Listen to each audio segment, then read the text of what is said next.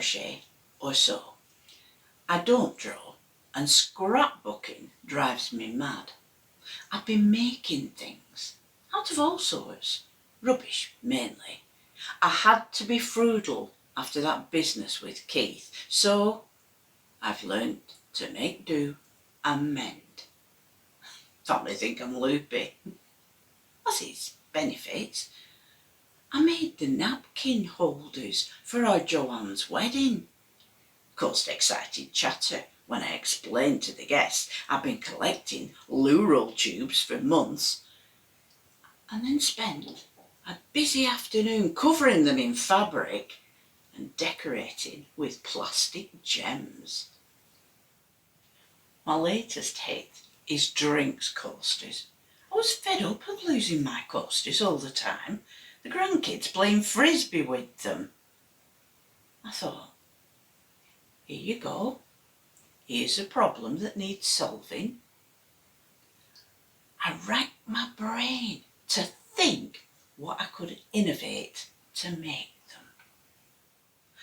I was up in the loft, fetching down old duvets. I wanted to chop them up into cushions for my suite in the conservatory. I tripped over a carrier bag full of floppy disks. Who uses floppy disks these days? It was the things from Keith's home office. It's now my craft room. Shoved all his stuff up there when he ran off with that woman last June. And then the accident happened, so he wasn't coming back for it. Picked up a floppy disk, and then it hit me. Drinks coasters! I gathered them all up, and then I thought, I've no idea whether these discs are important.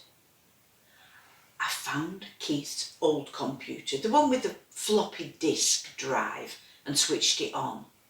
Some whirring occurred, and then the screen came up, and there wasn't even a password to have a guess at.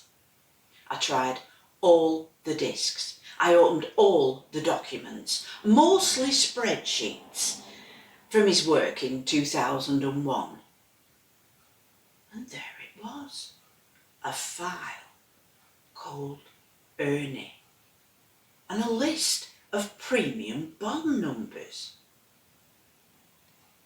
I checked on the website, and the month after he died in the car crash with his fancy woman, he won £50,000. And I'm sole inheritor. Not so loopy, am I?